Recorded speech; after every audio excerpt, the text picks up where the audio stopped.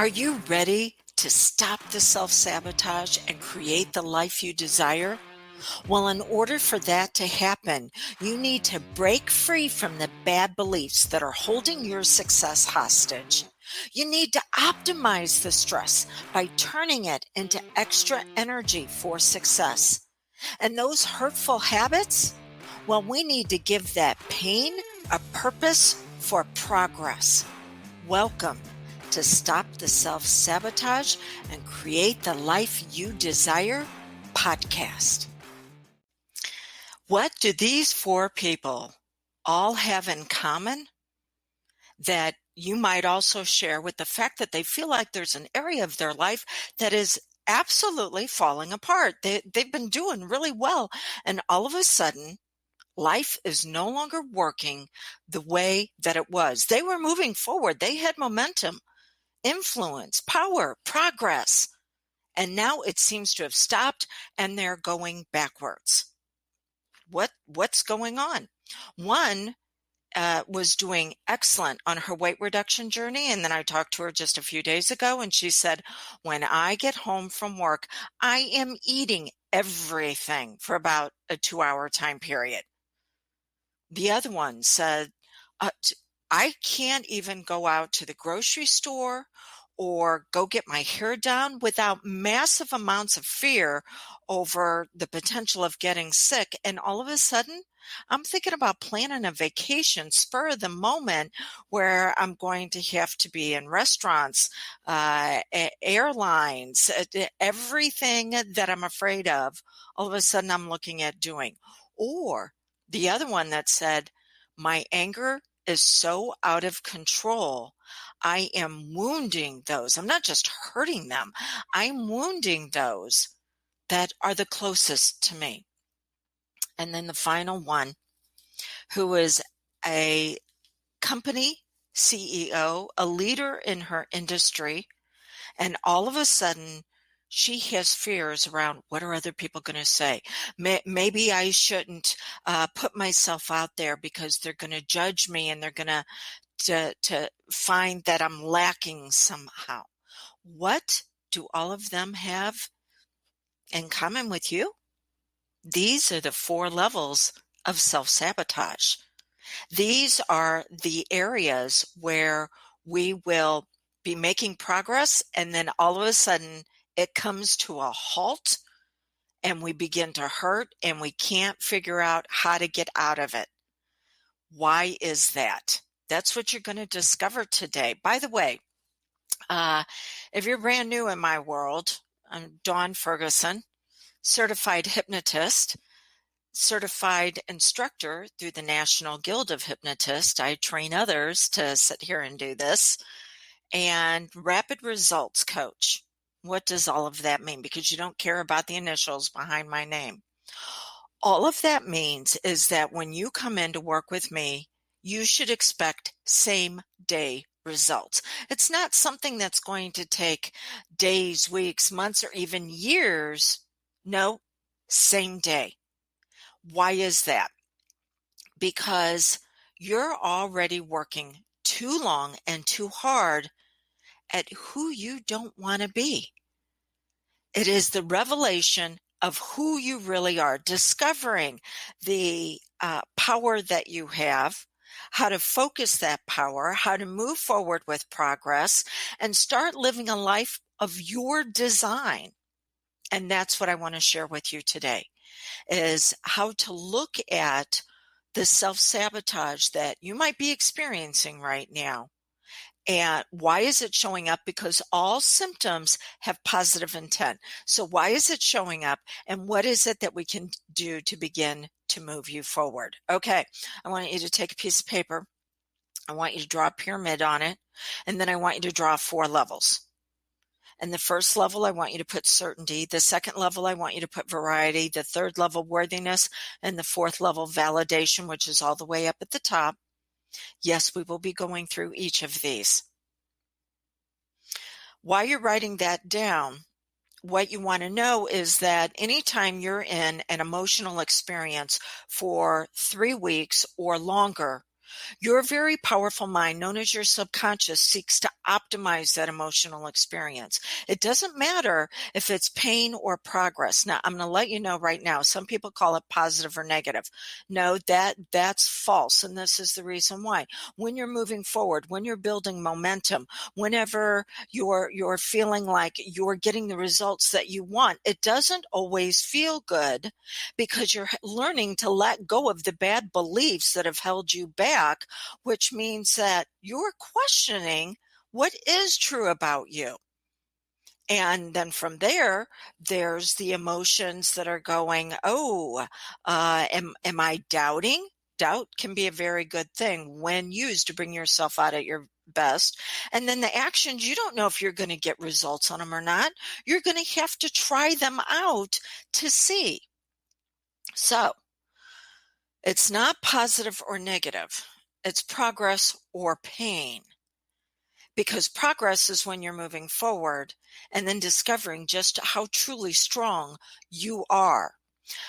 When you're in an emotional experience for 3 weeks or longer, it's what's known as spaced repetition. Spaced repetition is when your subconscious begins to take on an experience as a blueprint and go, oh, well, this is what we're supposed to have in life. And then it will continue to look for people, places, and things past the 3-week mark that will reinforce those experiences. Can you see why, if you're in an experience where you feel like your freedom of choices have been taken away, that there's not a whole lot of certainty, your identity was attached to roles that you fulfilled, and now you can't fulfill them in the same way, and maybe you're being asked to fulfill new roles that you have no idea how to do that, and doesn't matter how much you seem to do, that you're not getting the applause, the praise, and the recognition from others, or the appreciation, because everybody's going through it at the same time. Now your subconscious is taking on that blueprint, and it's continuing to look for people, places, and things that is going to continue that cycle. Ooh, not a good place to be. So we need to become aware of when these symptoms show up. What are they really saying? Now, the 4 people that I gave you examples of are all for elite level clients that have worked with me for quite some time. They have a high level of self-awareness around these symptoms, so they already knew what was going on, but they weren't able to bring themselves out of it. Why is that? Because the original imprint, what happened typically whenever they were a child, teenager, or young adult, was caused by someone else. The current situation and circumstances are just triggering that original imprint. When you have an imprint that was created by someone else, you need someone else to help move you forward, because you see things as you are, not as they are. I was having a conversation, very brief one, with a doctor just a few minutes before I went live today, and she was talking about expectations of others moving forward in a healthy way was really being diminished on her part because people were throwing tantrums like 2-year-olds. Yeah, that's roughly the age that they're coming from. So unless you understand that what you're asking someone to act like an adult when they're being triggered from what's known, what I call their original wound, until you understand how to guide them out of that original wound, telling them to act like an adult is actually going to make things worse. So it's being able to meet them where they're at and then guide them out of that place, because they certainly don't want to be there. You don't want to be stuck and struggling. You don't want to be sabotaging yourself. But for the 4 steps to success, to successfully incorporate those as part of your identity, someone is going to need to be present to help you see the opportunity and the options that it's what's known as a subconscious scotoma. You're blind to it because it wasn't around you at the time of the original imprint when you were younger. So this is what most people will do whenever they are sabotaging themselves. They will read a book, they'll watch a video, they'll listen to an audio like a podcast, they'll get some ideas that'll get them moving forward, they'll get a little bit of momentum, but they won't be able to sustain that momentum for longer than 3 weeks to replace the original imprint, not necessarily replace it, but upgrade it. Okay, why is that? Because we are more in alignment with sacrificing, with giving something up, than we are with being obedient to what our goal is asking us to be. So, hey, I'd rather give up some time and I'd rather give up some money of purchasing some home study courses instead of talking to someone who's telling me, okay, for you to achieve this, this is what's going to have to happen. And whenever you start going in the wrong direction, I'm going to correct you. We all hate correction. Believe me, I can be the poster child for it. Ask my mom. Ooh, I was the independent child. Don't you be telling me what to do, which is the reason why whenever I was in high school, my school district asked me to leave permanently and maybe go to a tech school. And it was my parents actually begging is a good word because they didn't want to have to deal with me either to get me back in. So, hey, I know what it's like of don't you tell me what to do. But I also know that 10,000 hours, it was said 10,000 hours of practice would give you mastery of something. And that's incorrect. 10,000 hours of ideal practice. If we take an elite level athlete like a gymnast or a sprinter, they have to have a coach that says, you're taking this move in a way to where right now it feels good for your body, but in a few weeks, it's actually going to hobble you and it's going to cause some sort of pain that's not going to be able to move you forward. Okay, so I'm here to assist you in the beginning steps of correction. What are we going to work on first? Level 1, certainty. This was the client that said she was eating everything that she could get her hands on for approximately 2 hours. And it's what we call the zone of decision exhaustion. I know why she's experiencing it at the end of the day. She has a high-powered job where she is responsible for the health and well-being. She is a first-line responder. She's responsible for the health and well-being of so many people. It goes beyond her in waves. Hundreds could literally be impacted by the choices that she's making. And she's waiting till the end of the day to make decisions and choices for herself. And she's hit an exhaustion point. There's nothing left over for her. And so, okay, well, we have to look at what suggestions is she open to. You know, I'm a hypnotist. I deliver suggestions.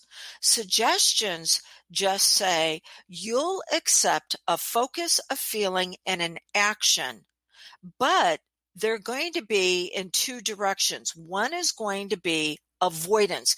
You want to get away from something that hurts. And the other is going to be amplification, moving forward and turning your dreams into reality. So I asked her, I'm like, okay, how are you starting your day? And because some things had shifted for her, she had let go of her morning practice. Remember, whenever I said we need to be obedient to who we are, she had let go of that ideal practice of getting strong, of working out her body first thing in the morning. Instead, she was jumping right into work. Okay, so the very thing that can lead, because let me back up. We're very used to our body following our mind. That is known as your physiology will follow your psychology. But it goes the other way around, where our psychology will follow our physiology. And so she was starting off her morning with, I need to get into work and help all these people avoid massive amounts of pain. And I need to make decisions for them all day long. And I haven't done anything to strengthen my body to say I can handle the emotional impact of these decisions. And so by the end of the day, she was in complete avoidance. So what did we need to do? We needed to course correct that she needed to start off her morning getting physical, sweating. Yeah, it meant that, hey, maybe 3, 4 o'clock in the morning, she's now going to be getting up and taking these actions of making herself strong, pushing past the emotional block that says, I want to avoid doing this, and showing herself just how strong she can really be. Now, because she's already done this in the past, it's not going to take 3 weeks of getting herself back. It's only going to take 72 hours of letting go the avoidance of, I don't want to experience any more pain, and so I'm going to use food to suppress or repress. But it doesn't have to be food. It can be too much social media. It can be too much binge watching your favorite shows. It's too much something to help you avoid those out of control emotional states that are showing up in your body because your focus has been on others instead of yourself.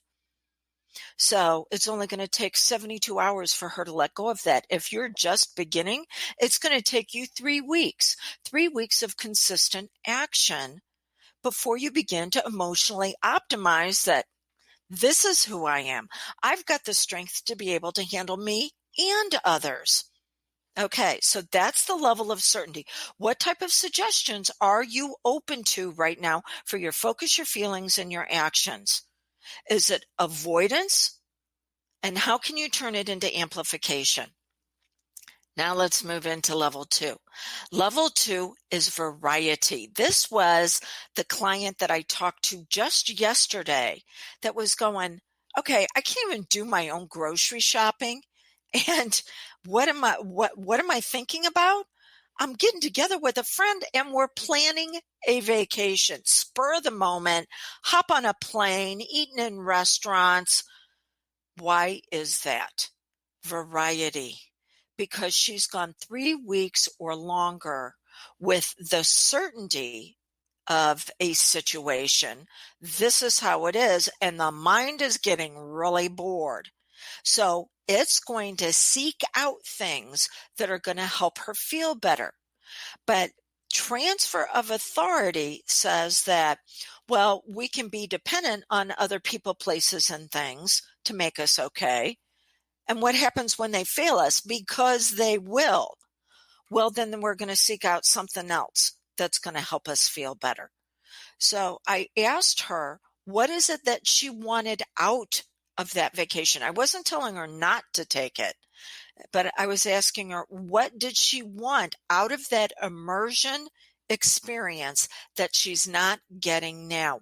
And what are additional ways that she can get it? So yes, the vacation of maybe going to a warmer climate and experiencing some new foods and getting together with a very close friend. Yeah, definitely all things that are very worthy end results for her. But what else could she be looking at? Because transfer of authority says that we need to have options. If it is only one way we can feel good, after a while, that one way isn't going to be enough. And then we decide to do more of it and more of it and more of it. And this is how addictions can show up. So we want to make sure that she's moving forward in a way that is going to bring her out at her very best.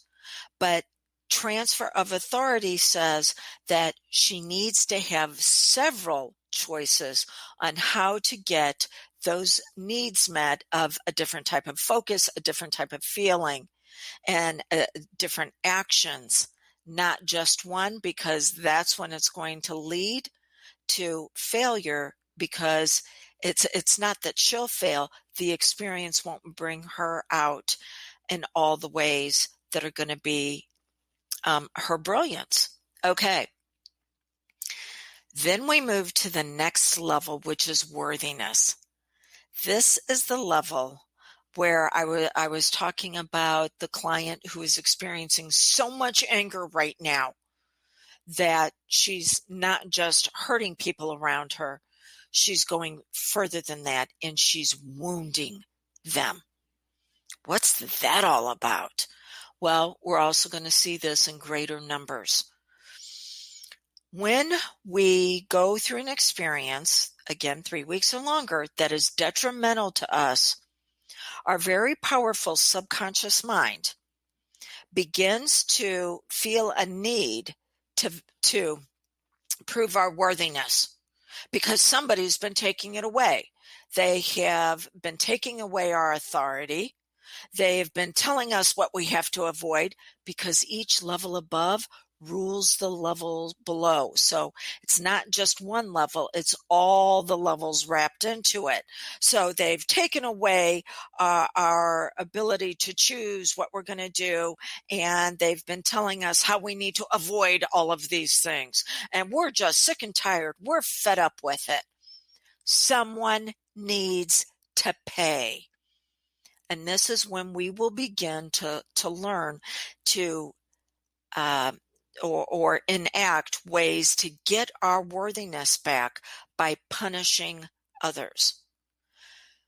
I heard a case the other day where someone was told to wear a face mask, and they went home, told their family members about it, absolutely enraged, and family member went back and shot the security guard that told them to wear the face mask. You want to feel worthy? One of the easiest ways to do it is wave a gun or wave a knife in somebody's face. Threaten their very survival and its worthiness at its lowest level, its importance. Look at me. I'm the one who holds the power. And so whenever I was talking about having the conversation with the doctor, he said, these people are acting like 2-year-olds. They're acting in a way that's very dysfunctional to try to get back the feelings that they matter, that they have a choice, that they can be more in control of what they're experiencing, but they're doing it on a dysfunctional way. Now, you're not doing it at that level, but the anger, the stomping your feet, the pay attention to me, the short fuse, that's what it's all about. Somebody needs to pay for what you've been through. And sometimes maybe that's true. Maybe somebody did do something, and that needs to be settled in a court of law. But you cannot hold court with those that you hold closest and dearest to you. So instead, you want to seek that worthiness through significance. That significance that says, what am I going to focus on as far as what I've been avoiding? Now I need to amplify. There are actions that I need to be taking with my physical body that are going to have me feeling better. And then from there, transfer of authority. Let's look at some of the things that I've been doing and what was the emotions that I wanted to get out of that. And now what might be a healthier way to get those emotional needs met. And let me focus on what I want to experience. When we went into this group experience together several weeks ago, I chose the focus that I was going to come out better than when I went in. I chose a fitness goal. I chose a financial goal. I chose a goal with my closest relationships, and I chose a goal with my career. And every day when I get up, it's like, okay, what can I do today to experience those results? Because I'm coming out better than when I went in. What about you? What's your focus? What's going to make you significant, not just because it's you, but because of all the people that are going to benefit from you being your very best? This is the level where actions speak louder than words. And you want to model for others how to be your very best. And then the last level. The last level is validation. This was the head of a company that all of a sudden was second guessing her decisions to move forward because what are other people going to say? I call it OPS, other people's stuff. Okay. This is the level of our values. Values are simply emotional states that we've been programmed to experience. Over 80% of what we value in life, we learned by age 8. Well, it may have been appropriate when we were 8, but when we're 38, 48, 58, maybe we need an upgrade on those values. But when you go through an experience for an extended period of time that is avoidance, that takes away your choices and tells you what you need to focus on, you'll revert back to those values of what others wanted you to be, do, and have. It's okay. It's not your fault. It's simply your programming and your conditioning. But you do have to take 100% responsibility for what you value now. I told you at the beginning, I value you experiencing same day results. You won't get resolution. Resolution comes from being obedient to who you need to be for you to have that goal, that dream turned into reality, and you need someone to correct you. But you can begin to start moving forward in that area now. But you've got to choose what you value, and what you valuing brings you out your unique brilliance. So what emotional states would you need to focus on for today that is going to bring you out at your very best? And then from that focus, what actions would you need to take that type of person who has those values would embody? And how are you going to now share those values with others by lifting them up? Okay, so as we begin to conclude, here's your plan of action. Which level are you sabotaging yourself at right now? And how have you been sacrificing? Thinking that if you just did enough, listened to enough, read enough, that you'd be able to work through this. Understanding that no, you begin the steps, but now it is going to be what course correction needs to take place so that you can get there quicker, faster, and easier.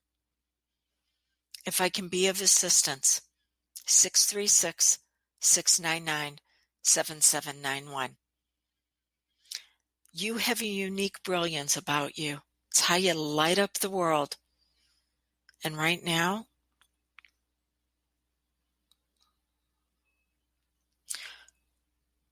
the world is pretty dark. And it might get even darker before it gets lighter. Because we need your light. We cannot do this alone. So, time to turn on your light even brighter.